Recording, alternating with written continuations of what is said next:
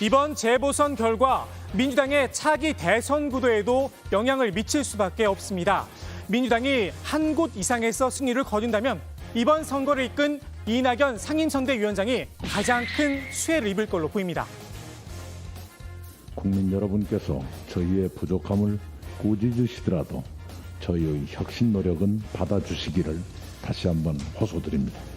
그 1년은 코로나19를 하루빨리 극복하고 민생경제 회복에 전력해야 하는 귀중한 기간입니다.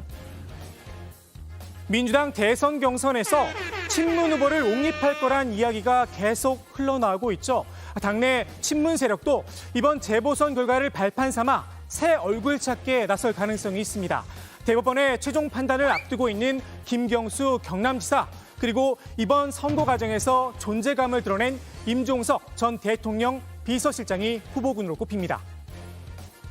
판결이 나지 않았는데 무죄를 전제로 뭘 어떻게 하겠다라고 얘기하는 건 적절치 않은 것 같고요. 다만 저는 일본 대법원에서는 이번 사건의 객관적 진실에 입각한 결론이 나올 거라고 그렇게 생각하고 있고.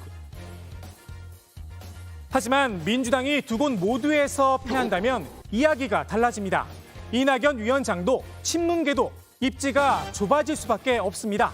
대신 현재 여권 대선 주자 지지율 1위를 달리고 있죠. 이재명 경기지사의 구심력은 더 커질 거란 전망입니다. 모든 결정은 사실 주권자인 국민들이 하게 됩니다. 실제도 그렇게 해왔던 게 역사이기도 합니다. 국민들 입장에서 일을 맡긴 대리인 중에 누가 일을 잘하나를 끊임없이 살피고 계실 것이고 성과를 내고 자신들의 삶을 실제로 개선하는 대리인이 누군지를 잘 판단하실 거라고 생각합니다.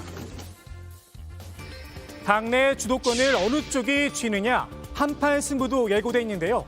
다음 달 9일 차기 당대표를 뽑기 위한 전당대회가 치러집니다. 차기 지도부가 누가 되느냐에 따라 당청 관계도 달라질 걸로 보입니다.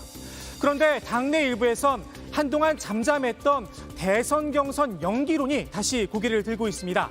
민주당 경선 일정은 당원 당규에 못 박혀 있죠. 이걸 전 당원 투표를 통해 다시 조정하자는 겁니다.